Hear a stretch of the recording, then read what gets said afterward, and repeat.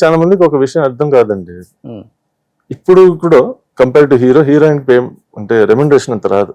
అవును. ఆ రోజులు ఇంకా తక్కువ ఉండేది. సో చాలా సినిమాలు చేశారు, పేరు సంపాదించారు, కానీ మీరు అనుకునేటట్టు ఫైనాన్సెస్ అంత వచ్చేది కాదు. ఒక 100 సినిమాలు చేశారు, 200 సినిమాలు చేశారు. Actually completed more than 400 films. అవును. కానీ ఆ 400 ఫిల్మ్స్ ఎప్పుడు పీక్ 70s 80s.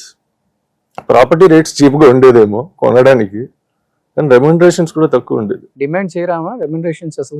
ఎక్కువ డిమాండ్ చేయరండి. They are like old school actors అనొచ్చు. సినిమా కోసం సినిమా తీయడం, for the sake of cinema. Art కి వేర్ అన్ ఆర్టిస్ట్. మన డబ్బుల కోసం చేస్తే to do some other business. సినిమాలు కష్టం, ఓకే, యాక్టింగ్ కష్టం. అంటే లాంజివిటీ ఆఫ్ కెరియర్. ఇప్పుడు చూడండి, ఒక హీరోయిన్ బాంబే నుంచి ఒక కొత్త అమ్మాయి వస్తున్నదంటే 4-5 సినిమాస్ బ్లాక్ బస్టర్స్ పెద్ద హీరోస్తో పడతాయి. ఓకే, ఒక 2 times ఆ వేవ్ వెళ్తుంది. దాని తర్వాత she has to stand on her own feet. ఎందుకంటే మళ్ళీ కొత్త హీరోయిన్ వస్తారు. అంతే కదా. సో ఏంటి, ఇండివిజువల్ గా సినిమా యాక్ట్రెస్ ఒక హ్యాండ్ఫుల్ మంది ఉన్నారు ఇప్పుడు మీరు చూస్తే. తెలుగు ఇండస్ట్రీలో కూడా ఎంతమంది, ఒక లాస్ట్ 10 years ఎంతమంది ఎంటర్ అయి ఉంటారు హీరోయిన్స్, ఇప్పుడు ఎంతమంది మిగిలి ఉన్నారు. అంటే లాంజివిటీ ఆఫ్ కెరియర్.